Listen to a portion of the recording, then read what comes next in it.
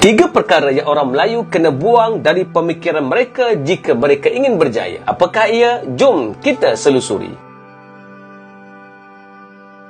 Sokongan anda dengan link yang tertera ini menyebabkan kami mampu meneruskan perubahan. Sharelah video ini demi Islam dan join saya di Telegram Ustaz.id. Terima kasih. Selagi tiga perkara ini melekat pada orang Melayu, selagi itulah mereka akan terus mundur ke belakang. Apakah ia? Pertama, hentikan suka memburuk dan menghina bangsa sendiri. Hentikan bercakap perkara negatif tentang Melayu. Perbuatan itu secara tidak langsung kita meletakkan racun ke dalam pemikiran kita sendiri. Lama kelamaan ia membentuk pemikiran negatif terhadap kekuatan bangsa kita. Sebab itu tidak pelik hari ini ada orang Melayu yang suka menghina bangsanya sendiri. Perbuatan itu sudah lama terbiasa dilakukan sejak turun-temurun. Oleh itu hentikanlah jika ingin melihat bangsa kita berjaya. Memang tidak dinafikan ada segelintir orang Melayu yang teruk, tetapi ramai lagi yang hebat dan kuat. Kenapa melihat yang lemah dan tidak bangga dengan mereka yang hebat dan kuat? Tugas kita hari ini menukar cerita dari bangsa Melayu itu lemah kepada kita adalah bangsa yang kuat, yang hampir dengan Islam. Kedua, hentikan suka membuat perbandingan dengan bangsa lain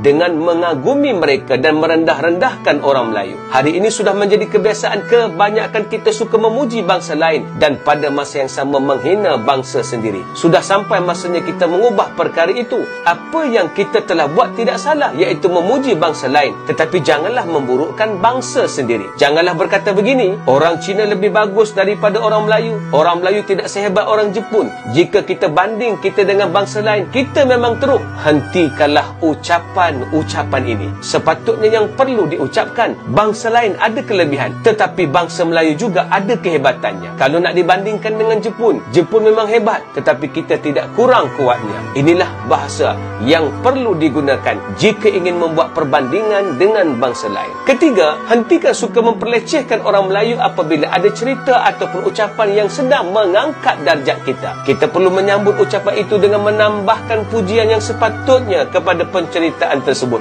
Bukan kita pula apabila mendengar cerita hebat orang Melayu, kita pun berkata, mana ada orang Melayu hebat macam tu? Sebab orang Melayu semuanya bodoh. Hentikanlah perbuatan itu, kerana itu tidak sepatutnya dilakukan. Ingat, kita tidak pernah mendengar bangsa lain menghina bangsa mereka sendiri di hadapan orang lain. Jangan sampai kita meneruskan perbuatan tersebut. Di sini bukanlah kita ingin menafikan kelemahan kita.